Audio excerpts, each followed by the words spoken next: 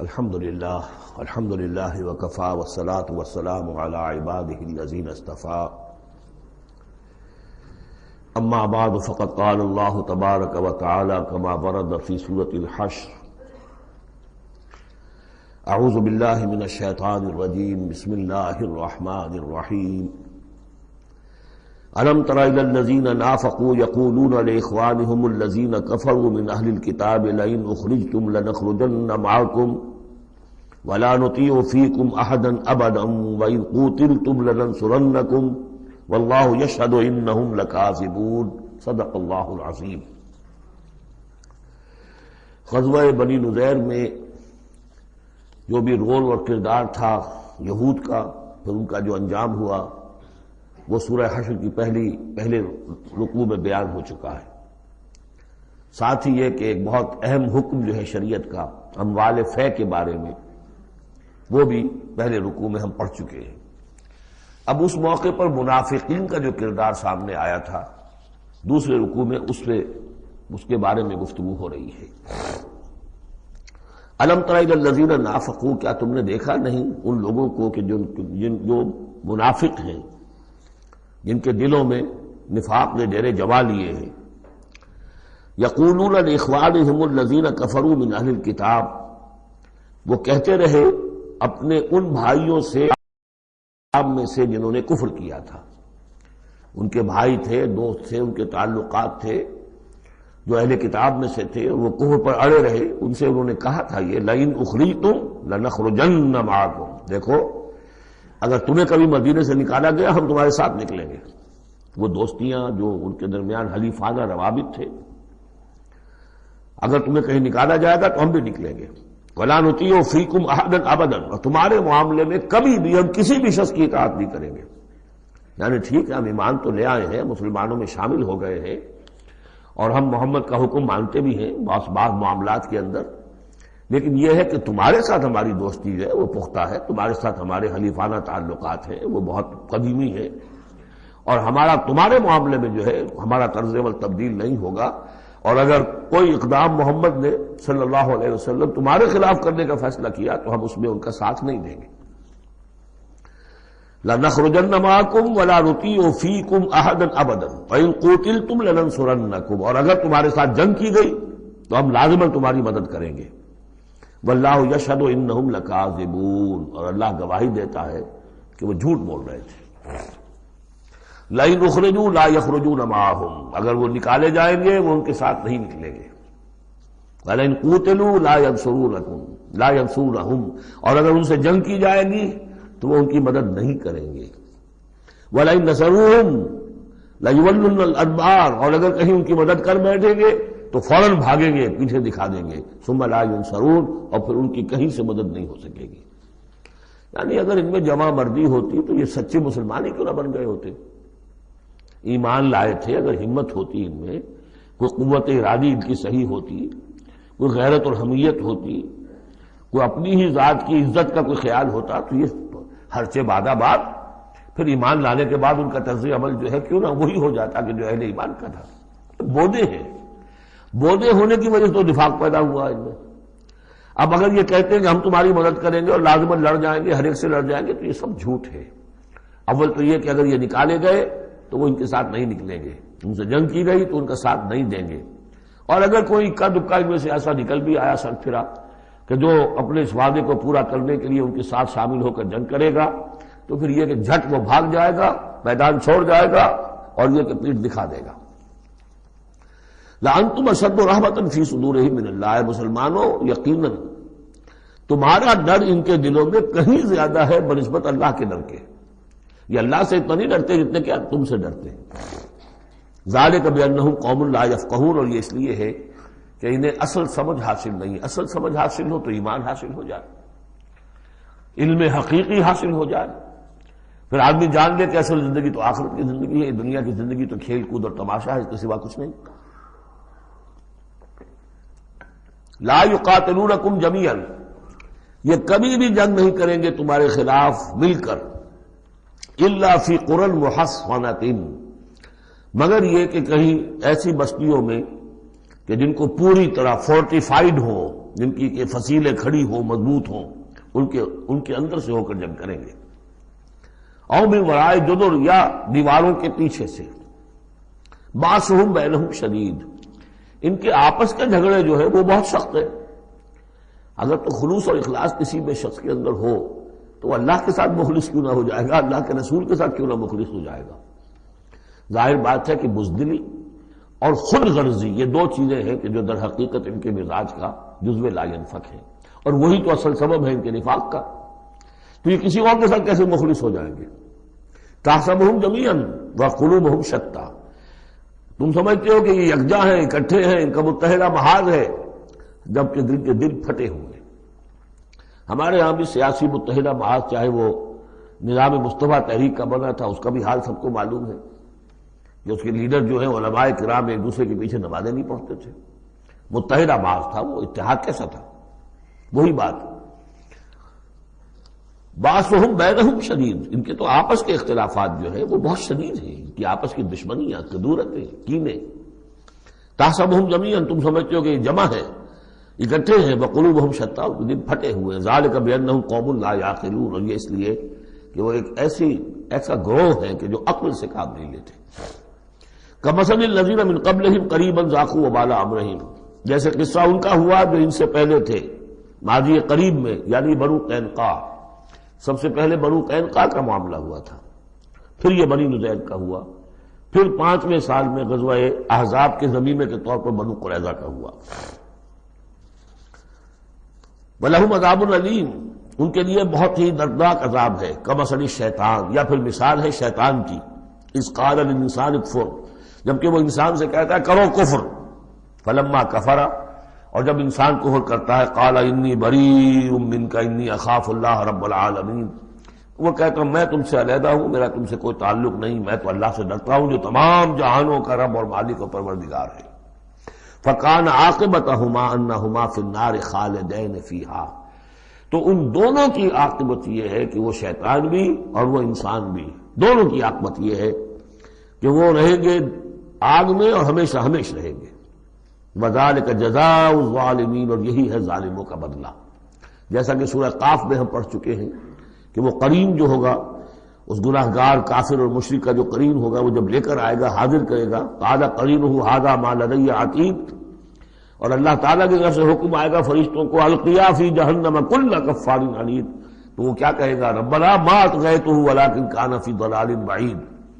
اور اللہ تعالیٰ فرمائیں گے لا تختصموا لدی وقد قدمت الیکم بالوعید ما یبدل القول لدی وما انا بظلام للعبید. تیسرا رکوع اور آخری رکوع جو ہے سورہ حشر کا، یہ پھر قرآن مجید کا ایک بہت اہم مقام ہے. میں آج سوچ رہا تھا کہ میں بار بار جو کہتا ہوں آپ سے، یہ قرآن کا بہت اہم مقام ہے، یہ قرآن کا بہت اہم مقام ہے، تو اس کی بھی ایک حقیقت سمجھ لیجئے. قرآن حکیم میں تو کوئی ایک حرف اور ایک لفظ بھی غیر اہم نہیں ہے، البتہ مختلف اعتبارات سے مختلف مقامات کی ایک ریلیٹیولی زیادہ اہمیت ہے. بعض مقامات حکمت کے ہیں، بعض مقامات جو ہے وہ فلسفیانہ ہیں، بعض مقامات وہ ہیں کہ جو جدید سائنس کے حوالے سے بڑے اہم ہیں، بعض مقامات وہ ہیں جو روح دین سے بحث کرتے ہیں، بعض مقامات وہ ہیں جو ایمان کی ماہیت کو واضح کرتے ہیں، ایمان کیا ہے. تو اس اعتبار سے یقیناً مختلف مقامات جو ہیں وہ مختلف اعتبارات سے اور حیثیتوں سے وہ زیادہ اہمیتوں کے حامل ہیں. اب یہ جو 4 آیتیں ہیں، 7 آیتیں ہیں اس رکوع کی، تیسرے رکوع کی، اس میں فلسفہ، تصوف، پھر یہ کہ اس میں سب سے بڑا جو آ رہا حصہ وہ یہ ہے کہ جیسے 6 آیتیں سورہ حدید کی تھیں کہ جن میں اللہ کے اسماء و صفات کا ذکر ہے، جن میں تفصیل سے گفتگو نہیں کر سکا اور نہ اس کا موقع تھا، میرے کیسز میں ہے، تو اسی طرح کا ہم وزن جو ہے 3 آیتیں آ رہی ہیں سورہ حشر کے آخر میں. قرآن حکیم میں اسماء خداوندی کا سب سے بڑا گلدستہ، 16 اسماء ایک جگہ پر اور کہیں نہیں ہے، 8 اسماء ایک آیت میں. الملک القدوس السلام المومن المہیمن العزیز الجبار المتکبر سبحان اللہ عما یشرکون، ایک ہے. تو اس اعتبار سے یہ حصہ بہت اہم ہے۔ فرمایا یا ایھا الذین آمنوا اتقوا اللہ ولتنظر نفس ما قدمت لغد واتقوا اللہ ان اللہ خبیر بما تعملون۔ اہل ایمان اللہ کا تقوی اختیار کرو، اور چاہیے کہ ہر جان یہ دیکھتی رہے کہ اس نے کل کے لیے کیا آگے بھیجا ہے۔ اللہ کا تقوی اور آخرت کا احساس، کل کے لیے کیا بھیجا، ما قدمت لغد، یہ بڑی کل ہے۔ ایک کل تو وہ ہے کہ جو کل سورج طلوع ہوگا تو شروع ہو جائے گی، اور ایک بڑی کل وہ ہے آنے والی ہے جو بعث بعد الموت کے بعد آنے والی ہے، وہ بڑی کل ہے۔ اس کل کے لیے کیا بھیجا ہے آگے، کیا سامان ہے، کیا توشہ ہے، کیا تم نے کمائی ہے جو جمع کرائی ہے۔ وہ جو اس کائناتی حکومت کا جو سب سے بڑا ریزرو بینک ہے، امپیریل بینک ہے اس کائنات کا، اللہ تعالیٰ کے ہاں کیا جمع کرایا۔ اور دیکھیے 2 مرتبہ ایک آیت میں واتقوا اللہ، اللہ کا تقوی، اللہ کا خوف۔ لیکن یہ خوف اصل میں اس طرح کا خوف نہیں ہوتا جو کسی خوفناک شے کا خوف ہوتا ہے۔ ایک ہے شیر کا خوف یا سانپ کا خوف، ایک خوف والد کا خوف ہوتا ہے، وہ محبت کے تحت ہوتا ہے۔ میرے والد جو ہے ناراض نہ ہو جائیں، میں اپنے والد کے احساسات اور جذبات کو مجروح نہ کر بیٹھوں، وہ مایوس نہ ہو جائے مجھ سے، اللہ ناراض نہ ہو جائے، یہ خوف۔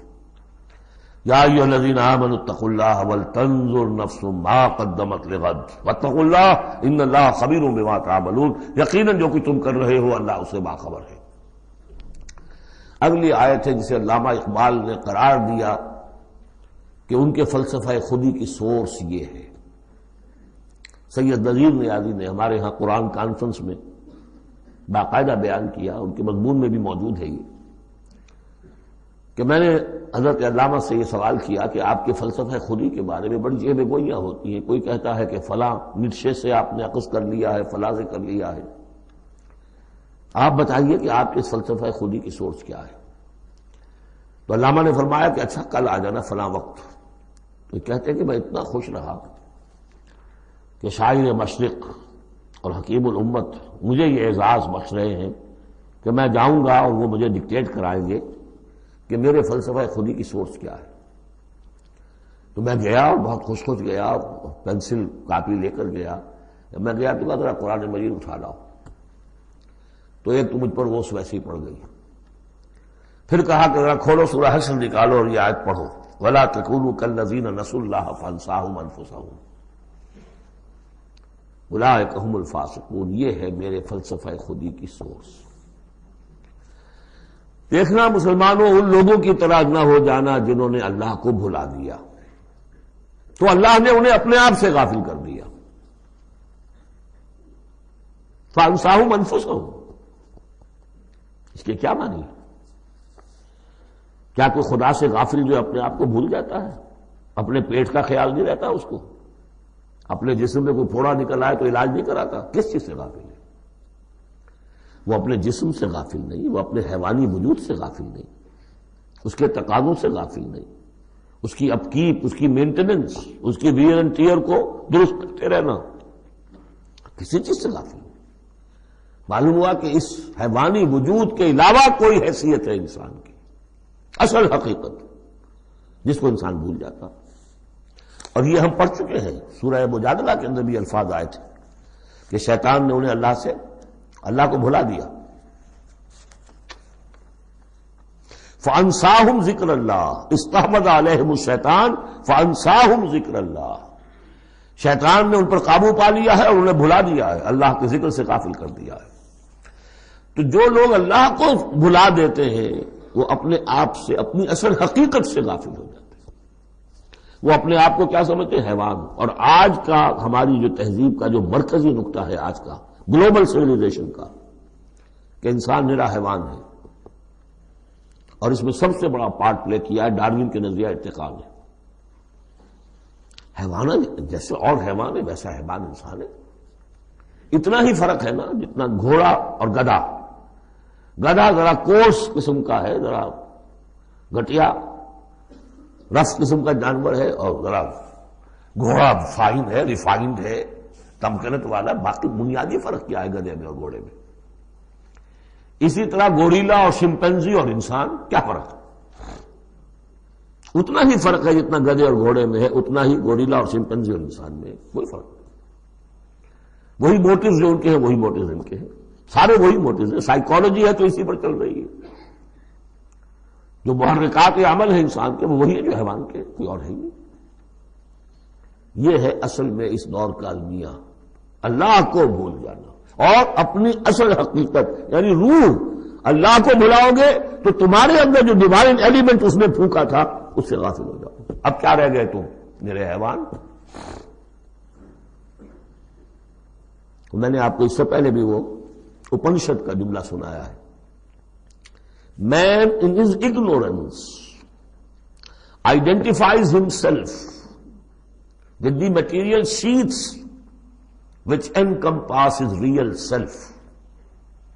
ریئل سیلف تو میری انا ہے، میری خودی ہے، اور یہ انا خودی فلسفیانہ الفاظ ہے کس شے کے لیے؟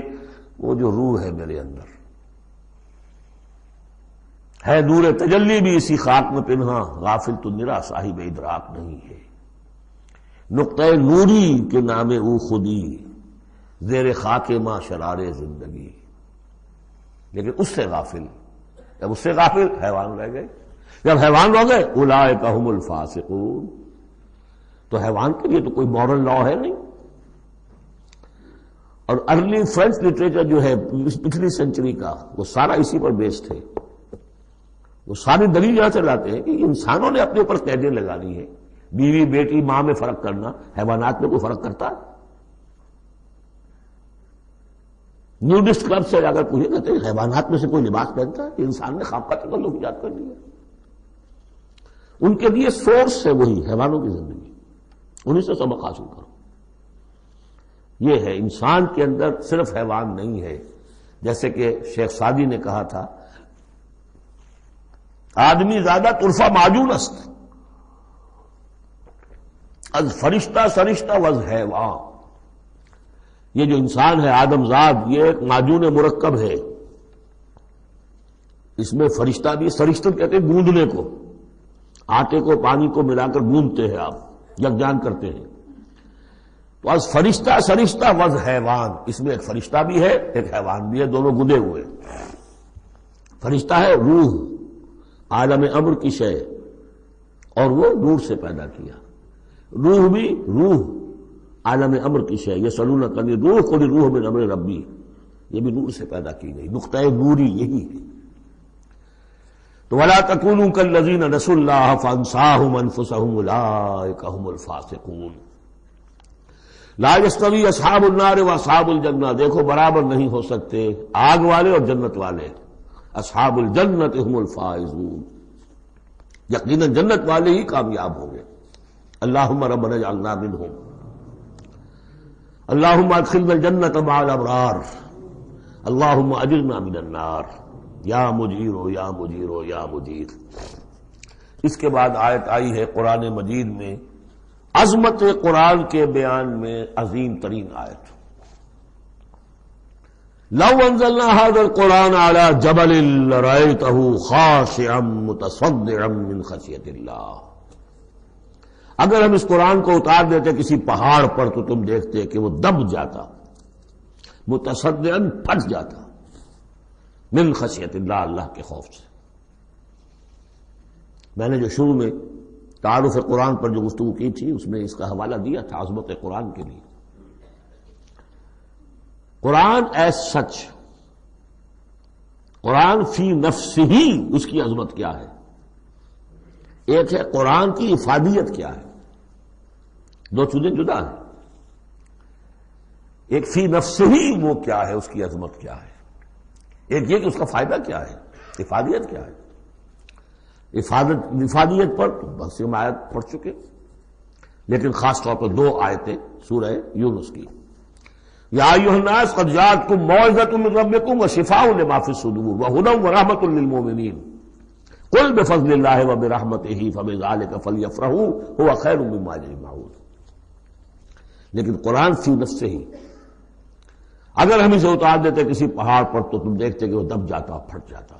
اور اس کے لیے میں تشریح کر چکا ہوں، سورہ اعراف میں جو معاملہ ہوا تھا کہ حضرت موسیٰ علیہ السلام نے فرمایا، عرض کیا تھا اللہ سے رب ارنی انظر الیک، اور اللہ نے فرمایا کہ تم مجھے نہیں دیکھ سکتے، لن ترانی ولکن انظر الی الجبل فإن استقر مکانہ فسوف ترانی، ذرا اس پہاڑ کو دیکھو، ہم اپنی تجلی اس پر ڈالیں گے، اگر وہ سہار جائے، کھڑا رہ جائے اپنی جگہ پر، برداشت کر جائے، تو تم بھی سمجھنا کہ ہاں ہمیں دیکھ سکو گے۔ فلما تجلی ربہ للجبل، جب اس کے رب نے ایک اپنا پرتو، ایک جلوہ، ایک تجلی کیا ہے؟ روشنی، ایک نور، اس نور کا جو اللہ نے تعالی نے وہ پرتو ڈالا اس پہاڑ پر، جعلہ دکا وخر موسیٰ صعقا، وہ ریزہ ریزہ ہو گیا، اور تجلی باری تعالی، ذات باری تعالی کی تجلی کے بالواسطہ مشاہدے کا اثر ہوا ہے کہ حضرت موسیٰ بے ہوش ہو کر گر گئے۔ اب نوٹ کیجئے، یہ بالکل وہی بات ہے جو تمثیل کی شکل میں آ رہی ہے۔ فرق کیا ہے؟ وہ تجلی ذات تھی باری تعالی کی، یہ تجلی صفات ہے۔ کلام اللہ، اللہ کا کلام ہے، کلام متکلم کی صفت ہوتا ہے، اس کی بھی تاثیر وہی ہے جو ذات باری تعالی کی تاثیر ہے۔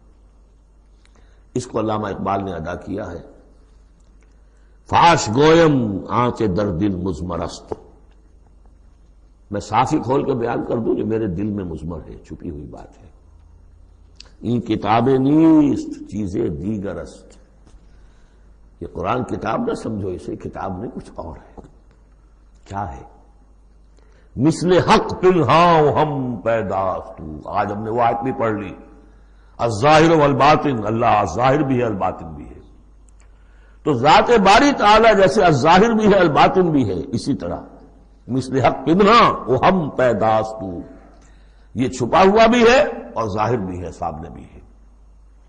اس لیے میں بیان کر چکا ہوں وہاں سورہ واقعہ میں، لا یمسہ الا المطہرون، جب تک کہ اندر پاک نہ ہو چکا ہو قرآن کی حقیقی معرفت اور معانی تک انسان پہنچ نہیں سکتا، چھلکوں تک رہے گا، ہڈی ہوگی اس کے ہاتھ میں، گودا نہیں ہوگا اس کے پاس۔ ناز قرآن مغزہ برداشتے استخاں پیش سگاں انداختے، مغز تک نہیں پہنچ سکتا۔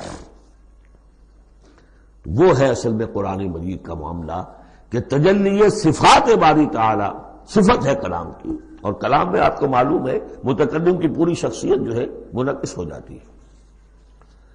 کوئی شخص ہے، کوئی بھٹیارن ہے، کوئی اور ہے، بڑبونجا ہے، اب ان کی اپنی زبان ہے، ان کا ایک جملہ آپ سنیں گے پتہ چل جائے گا یہ کون بول رہا ہے یا کون بول رہی ہے، اس لیے کہ پوری شخصیت، ان کا ذہن و فکر کا حدود اربع، ان کی تہذیب و تمدن کے ساتھ کس درجے ان کا کوئی تعلق ہے یا نہیں ہے، سب واضح ہو جائے گا، تانت بازی راگ پایا۔ تو اللہ کا کلام ہے یہ، لو انزلنا ھذا القرآن علی جبل لرأیتہ خاشعا متصدعا من خشیۃ اللہ وتلک الامثال نضربها للناس لعلهم یتفکرون، اور یہ مثالیں ہیں جو ہم لوگوں کے لیے بیان کرتے ہیں تاکہ وہ فکر کریں، غور کریں، سوچیں۔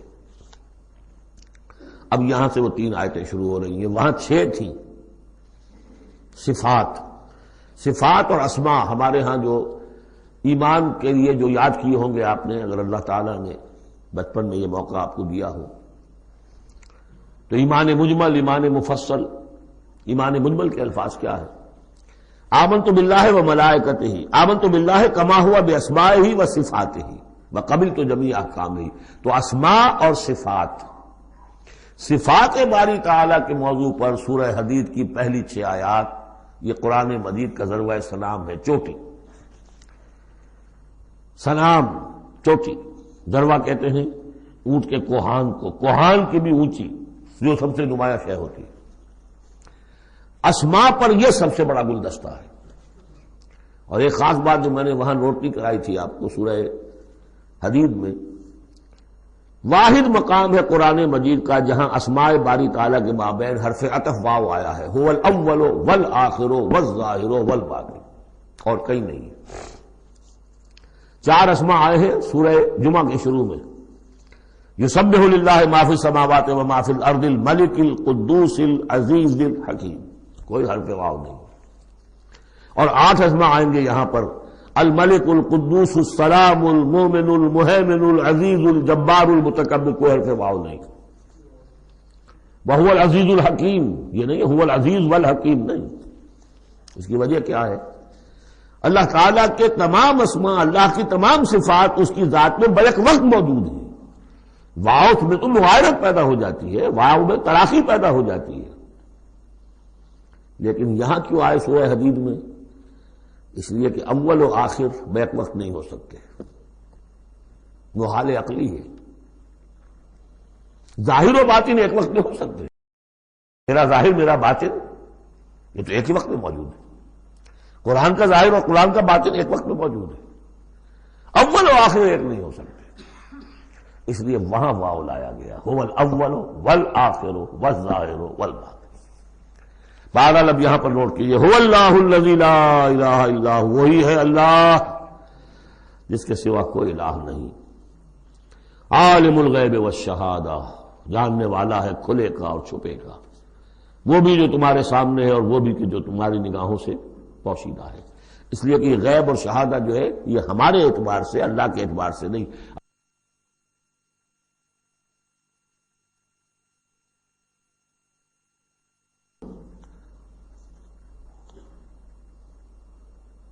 وہی ہے اللہ کے جس کے سوا کوئی الہ نہیں. هو اللہ الذی لا الہ الا هو عالم الغیب والشہادہ. یہ بھی ایک نام کی حیثیت سے شمار ہوتا ہے، جو اسماء 99 گنے جاتے ہیں. عالم الغیب والشہادہ یہ ایک نام ہے اللہ کا. اور میں عرض کر رہا تھا کہ اللہ کے لیے سب شہادہ ہی شہادہ، غیب ہے ہی نہیں. اس نقطے کو یہاں سمجھ لیجئے، اس لیے کہ یہ سورہ جن میں آئے گا پھر دوبارہ، اور بہت اہم طریقے پر آئے گا.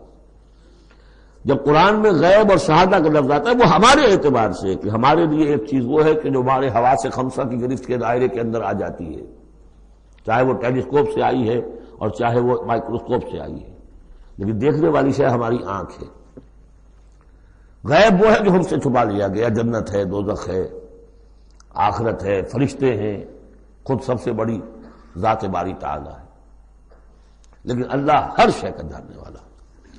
هو الرحمن الرحیم، وہ رحمان ہے اور رحیم ہے. اس پر سورہ فاتحہ پڑھتے ہوئے میں نے وضاحت کی تھی. هو اللہ الذی لا الہ الا هو، وہی ہے اللہ جس کے سوا کوئی الہ نہیں. الملک، بادشاہ حقیقی. القدوس، پاک. السلام، سلامتی اور سالم، ہر اعتبار سے سالم، کوئی اس کو گردن پہنچانے والا نہیں ہے، ہر عیبوں سے پاک. المومن، امن دینے والا، امان دینے والا. المہیمن، پناہ میں لینے والا. العزیز، زبردست. مطلق العنان، جس کی اتھارٹی ایبسلیوٹ ہے. الجبار، دباؤ رکھنے والا. المتکبر، عظمت والا، بڑائی والا. یہ 8 نام آئے ہیں. الملک، القدوس، السلام، المومن، المہیمن، العزیز، الجبار، المتکبر. سبحان اللہ عما یشرکون، اللہ پاک ہے ان تمام چیزوں سے جو یہ شرک کرتے ہیں. هو اللہ الخالق البارئ المصور، وہی ہے اللہ. اب 3 نام اور آگے، الخالق، الباری، المصور. ان میں خاص ربط ہے. خلق، اس میں سب سے پہلے اگر ہم اپنے اوپر قیاس کریں تو پہلے کوئی شے بنانے سے پہلے ذہن میں ایک نقشہ بنتا ہے. بڑھئی نے میز بنانی ہے، اس کے ذہن میں میز کا نقشہ پہلے بن چکا ہے. کرسی بنانی، کرسی کا نقشہ بن چکا ہے. یہ اس کی ذہنی تخلیق ہے. پھر وہ اسے ظاہر کرتا ہے عالم واقعہ میں. وہ لکڑی کی میز بنا کر اسے واقعہ نمایاں کر دیتا ہے، لے آتا ہے. پھر اس کی تصویر، فنیشنگ ٹچز، اس کو رنگ روغن. یہ تینوں مرحلے ایک ہی پروسیس کے ہیں. اللہ نے تخلیق فرمائی، پھر اس کو ظاہر کیا، عدم کے پردے سے نکال کر اور وجود کے پردے میں لے آیا. باری، برا کہتے ظاہر کرنے والا. من قبل ان نبرأہا، اس سے پہلے کہ ہم اسے ظاہر کریں. ما اصاب من مصیبت فی الارض ولا فی انفسکم الا فی کتاب من قبل ان نبرأہا، سورہ حدید میں آیت پڑھ چکے ہو. وہی ہے الخالق، الباری، المصور. لہ الاسماء الحسنی، تمام اچھے نام اسی کے ہیں. یسبح لہ ما فی السماوات والارض، یہاں نوٹ کر لیجئے یسبح لہ ما فی السماوات وما فی الارض نہیں ہے، یسبح لہ ما فی السماوات والارض۔ سورہ حدید کے شروع میں تھا سبح للہ ما فی السماوات والارض، سورہ حشر میں آیا سبح للہ ما فی السماوات وما فی الارض، یہاں یسبح للہ ما فی السماوات والارض، اور پھر 2 مرتبہ آئے گا یسبح للہ ما فی السماوات وما فی الارض، سورہ جمعہ کے شروع میں بھی، سورہ تغابن کے شروع میں بھی۔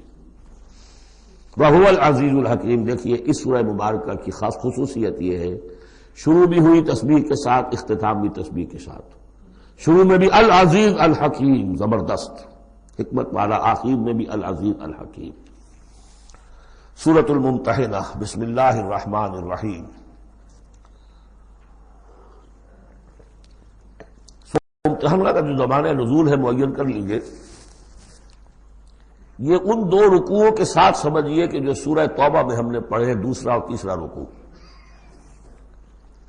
فتح مکہ سے پہلے جو کچھ رد و قدا چل رہی تھی کہ نہیں کرنا چاہیے، کاہے کے لیے فوج کشی کر رہے ہیں، اور اس پر پھر جو اللہ تعالیٰ کی طرف سے جو تبصرہ آیا، منافقین تھے یا ضعفاء تھے، ان کے اعتراضات کے جواب دیے گئے، آخر مکے والے کتنے ہی برے صحیح، بہرحال وہ حرم کی خدمت کرتے ہیں، لہذا ان کا ایک نیکی کا مقام بھی ہے، وہ ساری دلیلیں ہم پڑھ چکے ہیں۔ سورہ توبہ رکوع 2 اور 3، یہ بھی 2 رکوع ہیں۔ اسی موقع پر ایک بہت مخلص مومن صحابی، ان سے ایک بہت بڑی غلطی ہو گئی۔ حضرت حاتب ابن ابی بلتع رضی اللہ تعالی عنہ، بدری ہیں، ان کے گھر والے، ان کا پورا کنبہ ابھی مکے میں تھا، اور ان کا کوئی وہاں پہ رشتہ دار ایسے نہیں تھے کہ جو ان کی حفاظت کر سکے۔ انہیں یہ اندیشہ ہوا کہ اگر واقعی اب جنگ ہو گئی اور اگر ہم جا رہے ہیں مکے پر چڑھائی کرنے کے لیے، تو پھر یہ ہے کہ مکے میں جو مشرکین ہیں، کفار ہیں، وہ میرے بچوں کو، میرے گھر والوں کو شدید نقصان پہنچا سکتے ہیں، لہٰذا میں ان کے ساتھ کوئی نیکی کروں تاکہ میرے اس احسان کو پیش نظر رکھ کر وہ میرے گھر والوں کا لحاظ کریں۔ انہوں نے ایک خط لکھا مکے والوں کے نام، اور اس میں گویا کہ وہ سیکریٹ جو ہے وہ لیک کر دیا کہ محمد اب تم پر چڑھائی کرنے والے ہیں صلی اللہ علیہ وسلم۔ یہ احسان دھرا۔ ایک عورت کو وہ خط دیا، اس عورت نے اس خط کو اپنی چٹیا میں باندھ لیا تاکہ تلاشی لی جائے تو کہیں سے نکلے نہ، اور وہ عورت وہ خط لے کر روانہ ہو گئی۔ ادھر حضور کو اللہ تعالیٰ نے وحی سے مطلع کر دیا۔ حضور نے بھیجا حضرت علی اور ان کے ساتھ ایک اور صاحب کہ جاؤ فلاں جگہ اس وقت وہ عورت ہوگی، تم جا کے اس کو وہاں ٹھہری ہوئی ہے راستے میں کسی منزل میں، اس کے پاس خط ہے، وہ لے کے آؤ۔ وہاں پہنچے، عورت موجود تھی، محمد رسول اللہ کی دی ہوئی خبر تو غلط نہیں ہو سکتی تھی۔ اس سے پوچھا، نہیں قتل نہیں۔ اس کی جو تلاشی ولاشی لی تو کہیں نہیں نکلے۔ پھر حضرت علی نے دھمکی دی، دیکھو ہمیں ہمارے نبی نے بتایا ہے تمہارے پاس خط ہے، جھوٹا نہیں ہو سکتا وہ، یا تو تم سیدھی سیدھی خط مجھے نکال دو ورنہ میں تمہیں برہنہ کر کے تمہاری تلاشی لوں گا۔ آج کل آپ کو معلوم ہوگا نا کہ سعودی عرب میں ہیروئن کی سمگلنگ میں عورتیں اپنے پرائیویٹ پارٹس کے اندر بھی یہ سمگلنگ کرتی ہیں اس کے ذریعے سے۔ بہرحال یہ دھمکی سن کر وہ پھر اس نے کھول کے اپنی چٹیا اور نکال کے دے دی۔ وہ خط لے کے آ گئے۔ اب وہ راز کھل گیا، ابی بلتع کو بلایا، حاتب نے ابی بلتع کو مان لیا، اپنی حضور یہ میرا خط ہے۔ حضرت علی نے کہا کہ یا حضرت عمر نے کہ آپ مجھے اجازت دیں کہ میں اس کی گردن مار دوں ابھی؟ آپ نے فرمایا نہیں، حاتب بدری ہے اور بدریوں کے تمام اللہ تعالیٰ پچھلے اگلے گناہ معاف کر چکا ہے، تو اس کی وہ جو فضیلت ہے اس کی وجہ سے جو خطا ہو گئی اللہ معاف کرے گا۔ تو وہ ہے اصل میں کشاکش پس منظر میں جس میں کہ یہ صورت نازل ہو رہی ہے۔ یا ایھا الذین آمنوا لا تتخذوا عدوی وعدوکم اولیاء، اہل ایمان تم میرے اور اپنے دشمنوں کو اپنا دوست اور ولی نہ بناؤ۔ ان کی خیر خواہی، ان کی بھلائی، ان پہ احسان کرنے کی کوشش، ان کے ساتھ اپنے گڈ آفیسز بلڈ کرنے کی کوشش۔ تلقون الیہم بالمودۃ، تم ان پر ان کی طرف رجوع کرتے ہو، بھیجتے ہو پیغام دوستی کے، خلوص و اخلاص کے۔ وقد کفروا بما جاءکم من الحق، حالانکہ انہوں نے کفر کیا ہے، انکار کیا ہے اس حق کا جو تمہارے پاس آیا ہے۔ یخرجون الرسول وایاکم، وہی ہے جو نکالتے ہیں، یعنی جنہوں نے نکالا ہے رسول کو صلی اللہ علیہ وسلم، تمہیں بھی نکالا ہے، ان تؤمنوا باللہ ربکم، صرف اس جرم کی پاداش میں کہ تم ایمان رکھتے ہو اللہ پر، اپنے رب پر۔ ان کنتم خرجتم جہادا فی سبیلی، اگر تو تم نکلے تھے مکے سے اور تم نے ہجرت کی تھی اس لیے کہ میری راہ میں جہاد کرو گے، تو یہ طرز عمل تمہیں اس کے منافی ہے۔ وابتغاء مرضاتی، اور میری رضا جوئی کے لیے تم نکلے تھے، تو سرون الیہم بالمودہ، تم خفیہ پیغامات بھیجتے ہو ان کو دوستی کے، احسان کے مبنی۔ وانا اعلم بما اخفیتم، تم نے خفیہ پیغام بھیجا، میں تو خوب جانتا ہوں جسے تم چھپاتے ہو، وما اعلنتم، جسے تم ظاہر کرتے ہو، ومن یفعلہ منکم فقد ضل سواء السبیل، جو کوئی بھی تم میں سے یہ کام کرے گا وہ تو پھر سیدھے راستے سے بھٹک گیا۔ یہ ایک آیت ہے، اب تک نوٹ کر لیجیے مدنی صورتوں کا جو مزاج ہے۔ یا ایھا الذین آمنوا لا تتخذوا عدوی وعدوکم اولیاء تلقون الیہم بالمودۃ وقد کفروا بما جاءکم من الحق یخرجون الرسول وایاکم ان تؤمنوا باللہ ربکم ان کنتم خرجتم جہادا فی سبیلی وابتغاء مرضاتی تسرون الیہم بالمودۃ وانا اعلم بما اخفیتم وما اعلنتم ومن یفعلہ منکم فقد ضل سواء السبیل۔ ان یثقفوکم یکونوا لکم اعداء، اگر وہ کہیں تمہیں پا لیں، یعنی تم ان کے ہاتھ لگ جاؤ، ہتھے چڑھ جاؤ، وہ تمہارے ساتھ دشمنی کریں گے۔ وَيَبْسُطُوا إِلَيْهِمْ أَيْدِيَهُمْ، اپنے ہاتھ بڑھائیں گے تمہاری طرف، وَأَلْسِنَتَهُمْ، اور اپنی زبانیں، بِالسُّوءِ، برے ارادے کے ساتھ تمہیں نقصان پہنچائیں گے، ان کی زبانیں بھی ان کے ہاتھ بھی۔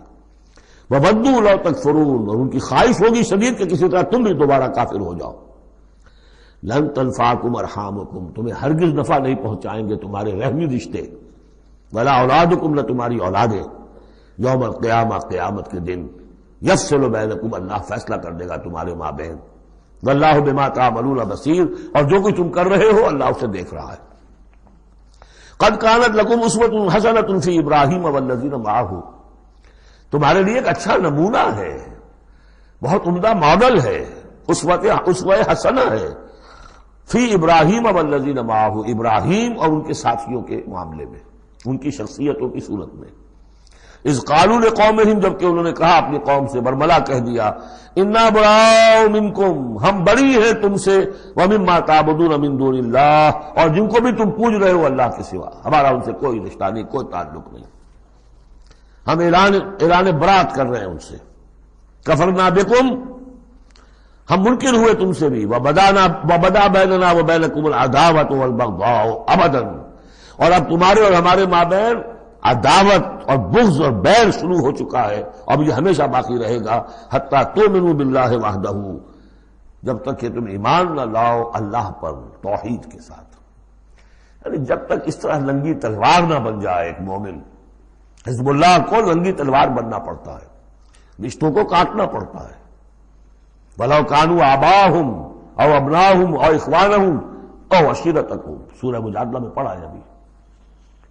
تو یہ حضرت ابراہیم علیہ السلام کا معاملہ، الا قول ابراہیم لأبیہ لأستغفرن لک، سوائے اس کے کہ ابراہیم نے ایک وعدہ کیا تھا اپنے باپ سے کہ میں آپ کے لیے ضرور استغفار کروں گا۔ یہ سورہ مریم میں ہم پڑھا ہے، جب اس نے کہا تھا کہ تم نکل جاؤ، وَاہْجُرْنِی مَلِیًّا، اراغب انت عن آلہتی یا ابراہیم لئن لم تنتہ لارجمنک واہجرنی ملیہ، حضرت ابراہیم نے کیا کہا تھا؟ سلام علیک ساستغفر لک ربی انہ کان بی حفیہ، میں آپ کے لیے ابا جان، میں اپنے اللہ سے دعا کروں گا، استغفار کروں گا۔ وما املک لک من اللہ من شیء، مجھے اختیار کوئی نہیں ہے آپ کے بارے میں اللہ کے ہاں، کچھ نہیں، آخری اختیار اللہ کا ہے۔ ربنا علیک توکلنا والیک انبنا والیک المصیر، پروردگار ہم نے تجھی پر توکل کیا اور الیک انبنا، اور تیری طرف سے رجوع کیا، والیک المصیر، اور تیری طرف لوٹ جانا ہے۔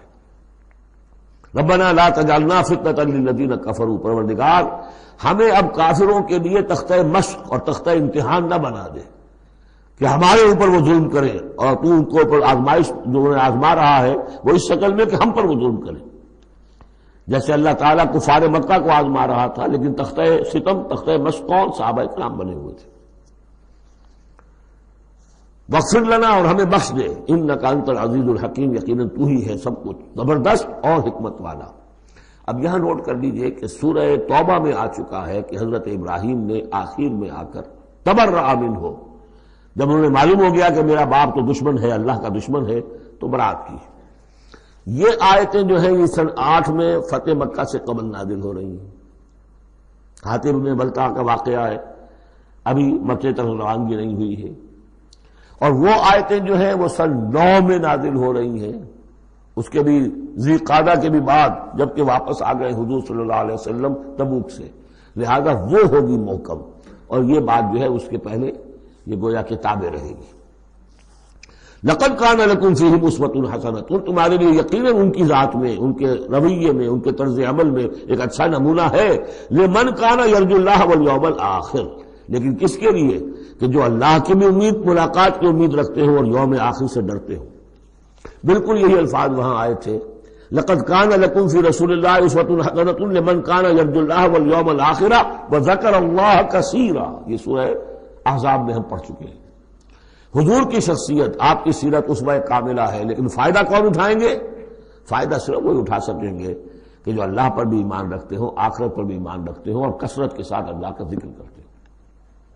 اسی طریقے سے یہاں لقد کان لکم فیہم اسوۃ حسنۃ لمن کان یرجو اللہ والیوم الآخر ومن یتولی فإن اللہ هو الغنی الحمید، اور جو منہ پھیر لے، پیٹھ موڑ لے، اللہ غنی ہے، حمید ہے، اللہ کو کسی کی پرواہ نہیں، کوئی احتیاج نہیں۔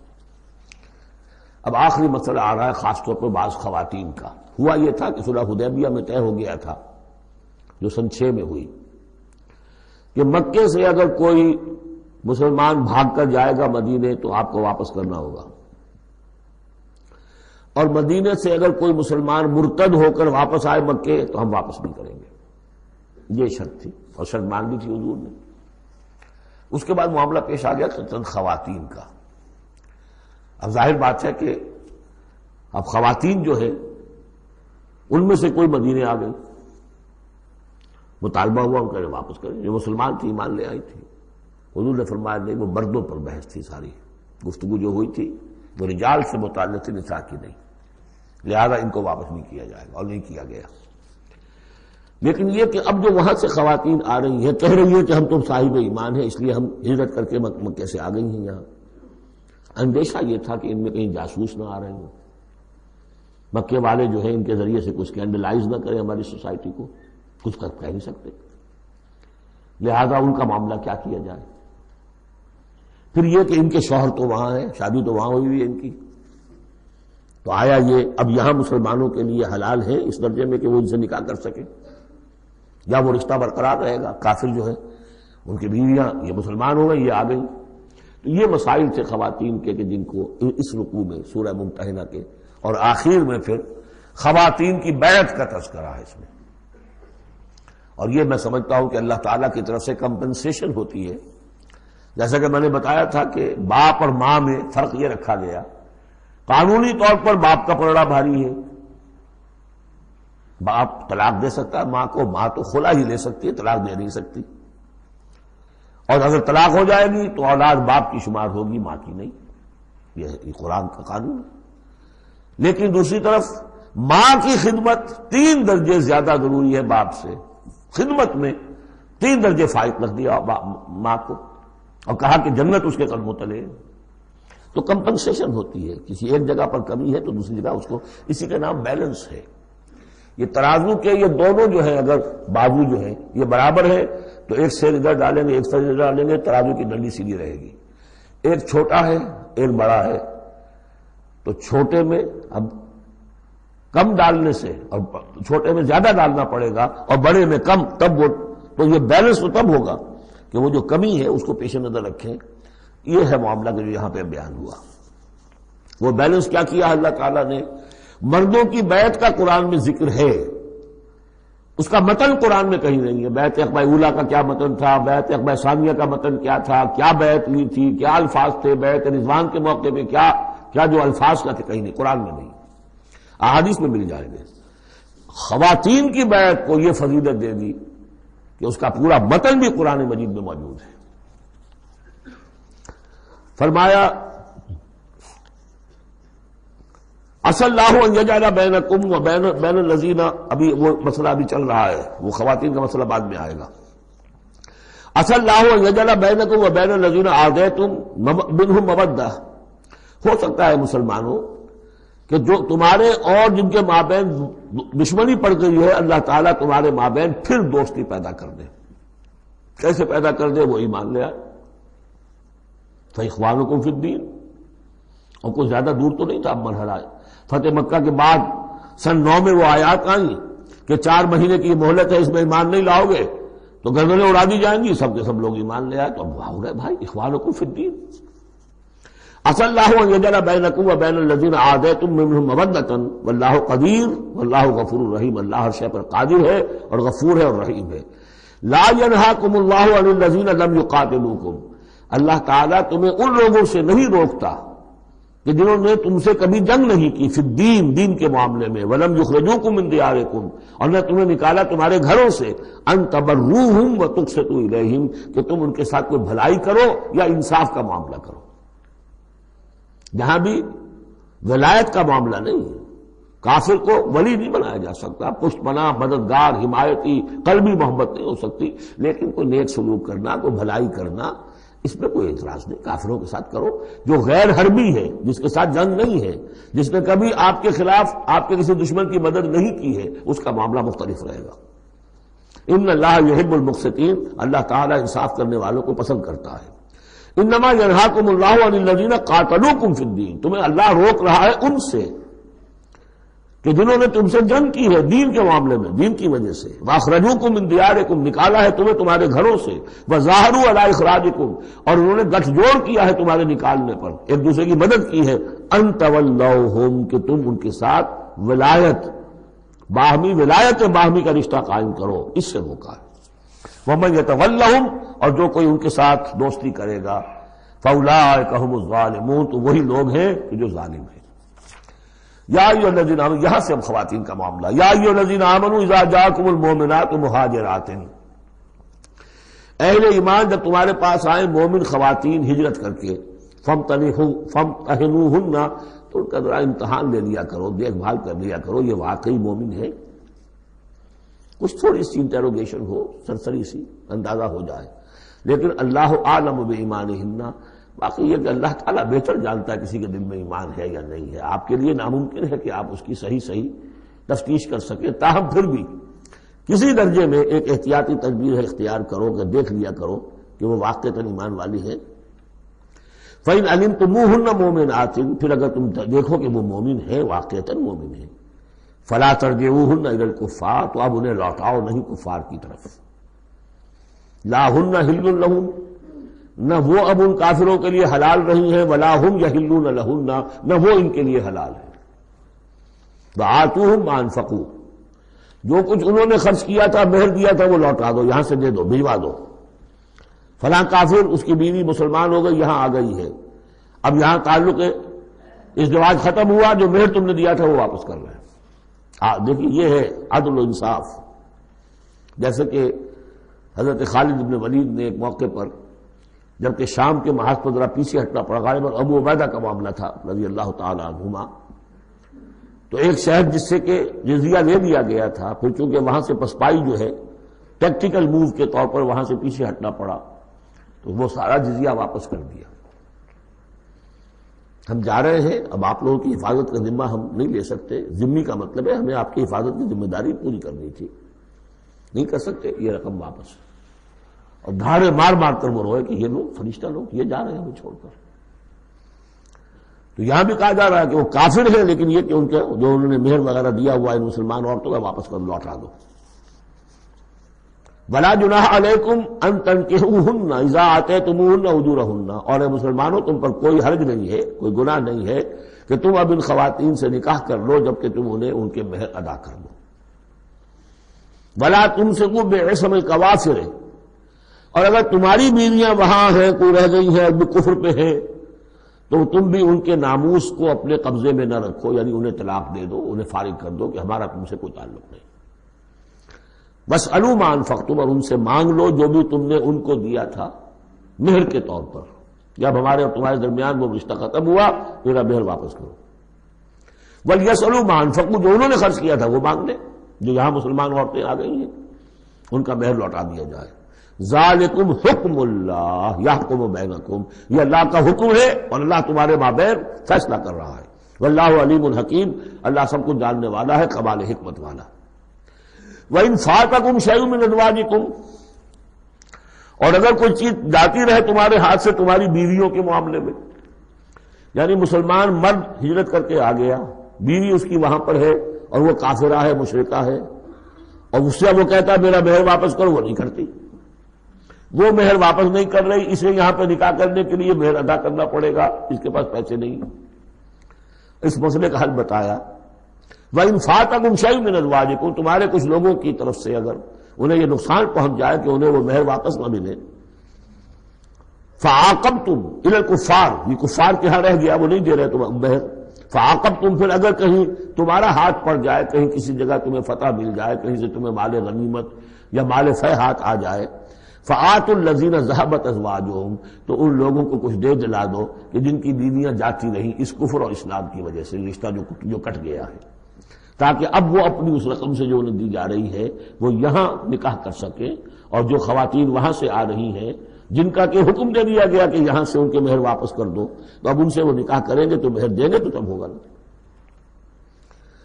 فَآتُوا الَّذِينَ ذَهَبَتْ أَزْوَاجُهُمْ مِثْلَ مَا أَنفَقُوا وَاتَّقُوا اللَّهَ الَّذِي أَنتُم بِهِ مؤمنون، اور اس اللہ کا تقوی اختیار کرو جس پر کہ تمہارا ایمان ہے. یا ایھا النبی، اے نبی صلی اللہ علیہ وسلم، اذا جاءک المؤمنات یبایعنک، جب آپ کے پاس آئیں مومن خواتین آپ سے بیعت کرتی ہوئی، الا لا یشرکن باللہ شیئا، پہلی شرط یہ ہے کہ وہ عہد کریں کہ وہ اللہ کے ساتھ کسی شے کو شریک نہیں کریں گی. ولا یسرقن، دوسری یہ کہ چوری نہیں کریں گی. ولا یزنین، کوئی بدکاری نہیں کریں گی. ولا یقتلن اولادہن، اپنی اولاد کو قتل نہیں کریں گی. ولا یاتین ببہتان یفترینہ بین ایدیہن وارجلہن، اور نہ ہی وہ کوئی ایسا طوفان باندھیں گی، کوئی بہتان لگائیں گی جو ان کے ہاتھوں اور پاؤں کے مابین سے ہو. سیکسول سکینڈلز، کوئی عورت جو توبہ کر دے کسی کے اوپر اس نے میری آبرو ریزی کی ہے یا اس نے کسی اور اعتبار سے، تو یہ چیزیں بھی نہیں. اور یہ ہوتا رہا ہے، انبیاء تک کے ساتھ ہوا ہے. ولا یعصینک فی معروف، اور آخری بات یہ اس بیعت کے اندر کہ جو بھی آپ بھلی بات ان سے کہیں گے اس کے اندر آپ کی نافرمانی نہیں کریں گے. یہ ہے آرٹیکلز آف بیع خواتین کے لیے. فبایعہن، تو اے نبی ان کی بیعت قبول کر لیجیے، انہیں بیعت کر لیجیے اپنے سے. واستغفر لہن اللہ، اور ان کے ساتھ ان کے لیے اللہ تعالیٰ سے استغفار کیجیے. ان اللہ غفور الرحیم، یقیناً اللہ غفور الرحیم ہے. اب یہاں نوٹ کر لیجئے کہ جو بیعت مردوں سے لی گئی بیعت عقبہ ثانیہ، بیعت عقبہ اولیٰ جو تھی وہ تقریباً یہی تھی، اسی لیے اس کو بیعت النساء بھی کہتے ہیں، پہلی بیعت. ابھی جو ہے وہ کوئی ایسی شکل سامنے نہیں تھی کہ کوئی جماعتی تشکیل ہو رہی ہو، جماعت بنانی ہو. اور ہمارے ہاں جو بھی صوفیاء ہیں جو بیعت لیتے ہیں وہ بھی تقریباً اسی کو دلیل بناتے ہیں، بیعت عقبہ اولیٰ اور بیعت النساء. وہ اسی بات کا عہد لیتے ہیں، شرک نہیں کروں گا، یہ نہیں کروں گا، چوری نہیں کروں گا، نیکی کے کام کروں گا، وغیرہ وغیرہ. تو صوفیاء کی بیعت، خواتین کی بیعت اور بیعت عقبہ اولیٰ تقریباً یہ ہے. لیکن وہ بیعت جس سے کہ جماعتی زندگی وجود میں آئی وہ بیعت عقبہ ثانیہ ہے. حضرت عبادہ بن ثابت رضی اللہ تعالی عنہ سے اس کی پورا اس کا ٹیکسٹ جو ہے وہ موجود ہے، متفق علیہ حدیث ہے، جس کو بخاری میں بھی ہے، مسلم میں بھی ہے. بایعنا رسول اللہ صلی اللہ علیہ وسلم، وہ فرماتے ہم نے بیعت کی تھی اللہ کے رسول سے صلی اللہ علیہ وسلم، علی السمع، آپ کا ہر حکم سنیں گے، اطاعت کریں گے. فی العسر، تنگی، والیسر، اور آسانی میں بھی. والمنشط، اس حالت میں بھی کہ ہماری طبیعتوں میں انشراح ہو کہ ہاں یہ کام واقعتاً بہت مفید ہے، صحیح ہے. والمکر، اور اس حالت میں بھی کہ ہمیں اپنی طبیعتوں پر جبر کرنا پڑے، ہمیں اس فیصلے کے ساتھ اتفاق نہ ہو. وعلی اثرۃ علینا، اور اس کے باوجود کہ دوسروں کو ہم پر ترجیح دے دی جائے. ترجیح دے دی جائے کس بات میں؟ آپ امیر بنا رہے ہیں فلاں شخص کو، یہ تو ابھی نووارد ہے، ابھی آیا ہے، ابھی شامل ہوا ہم میں، اور ہم پرانے آپ کے ساتھی ہیں. نہیں، پریروگیٹو ہے یہ آپ کا، جس کو چاہیں امیر بنائیں. وَعَلَىٰ اللَّهِ نُنَازِلُ الْأَمْرَ أَهْلَهُ، جنہیں آپ ذمہ دار بنائیں گے ان سے ہم جھگڑیں گے نہیں، ان سے لڑیں گے نہیں، ان کی اطاعت کریں گے. من اطاعنی فقد اطاع اللہ ومن عصانی فقد عصى اللہ ومن اطاع امیری فقد اطاعنی ومن عصى امیری فقد عصانی. وعلیٰ نقول بالحق اینما کنا، آخری شق یہ کہ ہم حق بات ضرور کہیں گے جہاں کہیں بھی ہوں گے. لا نخاف فی اللہ لومۃ لائم، ہم کسی ملامت کرنے والے کی ملامت کے خوف سے اپنی زبان بند نہیں کریں گے.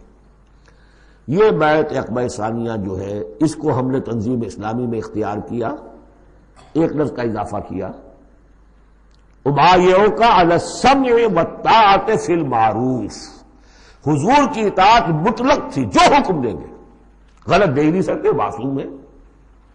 حضور کے بعد ابو بکر کی بیعت بھی مطلق نہیں تھی، مقید ہے، مشروط ہے، کتاب و سنت کے دائرے کے اندر.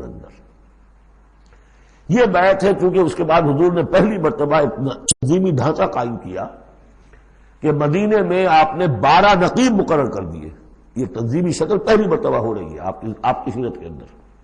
مکے میں تو چونکہ آپ خود موجود ہیں اور سب صحابہ وہیں ہیں، چھوٹا سا شہر ہے، تو کسی تنظیمی سانچے کی اور ڈھانچے کی اور لمبی چوڑی چین جو ہے بنانے کی ضرورت ہی نہیں. اب مدینہ دور ہے، وہاں کے کچھ لوگ 9 خزرج میں سے اور 3 اوس میں سے آپ نے نقیب بنائے، اب ان کی ذمہ داری بنی. اس طرح جماعتی تنظیم جو بنی ہے وہ اس بیعت پر بنی ہے. البتہ چونکہ خواتین کا معاملہ یہ ہے کہ جماعتی جدوجہد جو آگے چلنی ہے، اس میں جہاد اور قتال کے جو مراحل آنے ہیں، اس میں خواتین کا حصہ بالواسطہ ہے، بلا واسطہ نہیں ہے، ڈائریکٹ نہیں. وہ بیعت ان سے نہیں دی گئی، بلکہ یہی بیعت لی گئی ہے کہ اس کے اندر یہ افعال ہیں، یہ نہیں کریں گے. اور یہ کہ ہاں جو امیر ہیں حضور صلی اللہ علیہ وسلم جو بھی حکم دیں گے، جو بھلائی کا حکم ہوگا اس میں اور ان کی نافرمانی نہیں کریں گے. اس کو ہم نے تنظیم میں خواتین کی بیعت کے لیے بعین ہی یہی الفاظ اختیار کیے. اور واقعہ یہ کہ اس کا بہت ایک اہم پہلو یہ ہے کہ چاہے خواتین کو وہ دوسرے کام نہیں کرنے جو مردوں والے ہیں، جنگ میں جانا ہے یا کوئی اور مسئلہ ہے، لیکن ایک سینس آف بلانگنگ ہو جاتی ہے کہ ایک گروہ کے ساتھ ہونا. کونوا مع الصادقین، کوئی ہے جس کے ساتھ آپ نے اپنے آپ کو آئیڈینٹیفائی کیا، جماعتی زندگی ہے اور اس کے تحت ایک کام ہو رہا ہے. اس کی برکتیں جو ہیں، جو آپ نے فرمایا گیا، حضور نے فرمایا، یہ حضرت عمر کا قول ہے، اثر ہے، لا اسلام الا بالجماعہ ولا جماعہ الا بالامارہ ولا امارہ الا بالسماع ولا سماع الا بالطاعہ. کوئی اسلام نہیں ہے بغیر جماعت کے، کوئی جماعت نہیں بغیر عمارت کے، کوئی عمارت نہیں بغیر جب حکم سننے کے، اور سننے کا کوئی فائدہ نہیں ہے تک مانا نہ جائے. حضور نے فرمایا علیکم بالجماعہ، ید اللہ علی الجماعہ، تم پر لازم ہے کہ جماعت کی شکل میں رہو، اور اللہ کی مدد اور تائید جماعت کے ساتھ ہوتی ہے. اور اس جماعت سازی کے لیے جو مسنون اور منصوص اور معصور بنیاد ہے وہ ہے بیعت، جس کو ہم نے چھوڑ دیا. دوسرے طریقے جو ہے جماعت سازی کے، دستور ہو، دستور کے مطابق پھر قوانین ہو، بائی لاز، یہ بھی حرام نہیں ہے، یہ بھی مباح ہے. لیکن مباح ہونا اور بات ہے، اور منصوص ہونا، مسنون ہونا، معصور ہونا یہ بالکل اور بات ہے. زمین و آسمان کا فرق ہے. بہرحال ہم نے تنظیم اسلامی میں اس بیعت کے نظام کو اختیار کیا. اللہ کا شکر ہے کہ جو ایک انسٹیٹیوشن اسلام کا بالکل ختم ہو گیا تھا، ڈیڈ، مطلوب، ہم نے اسے زندہ کیا ہے. آخری آیت ہے، یا ایھا الذین آمنوا لا تتولوا قوما غضب اللہ علیہم. اہل ایمان ان لوگوں کے ساتھ دوستی نہ کرو جن پر اللہ کا غضب ہے. جہاں سے یہ صورت شروع ہوئی تھی، اختتام پر پھر وہی بات آ گئی. قد یئسوا من الآخرہ، یہ آخرت سے مایوس ہو چکے ہیں. کما یئس الکفار من اصحاب القبور، جیسے کہ کفار مایوس ہو چکے ہیں اصحاب قبور میں سے. اس کے 2 معنی دیے گئے ہیں. جیسے کفار جو قبر میں ہیں ان پر تو حقیقت واضح ہو چکی ہے نا، عالم برزخ میں جب پہنچ گئے تو انہیں معلوم ہے، اب حقائق منکشف ہو گئے، جیسے وہ مایوس ہو گئے ہیں کہ ان کے لیے اب کوئی راستہ نہیں، اللہ کے عذاب سے بچنے کی کوئی شکل نہیں. یا یہ کہ جیسے یہ کفار مایوس ہو گئے ہیں کہ جو قبر میں چلا گیا اس کا کوئی باعث بعد الموت نہیں ہے، اس کو دوبارہ اٹھا جانا نہیں ہے. دونوں امکانات، دونوں ترجمے کیے گئے ہیں. تو تم ان لوگوں کی طرح نہ ہو جاؤ جو مایوس ہو چکے ہیں یہ لوگ اللہ کی رحمت سے. یہ لوگ جو ہیں، یہ جو یہودی ہیں، اور ان کے ساتھ تمہاری دوستی نہیں ہے. بارک اللہ لی ولکم فی القرآن العظیم ونفعنی وإیاکم بالآیات وذکر الحکیم۔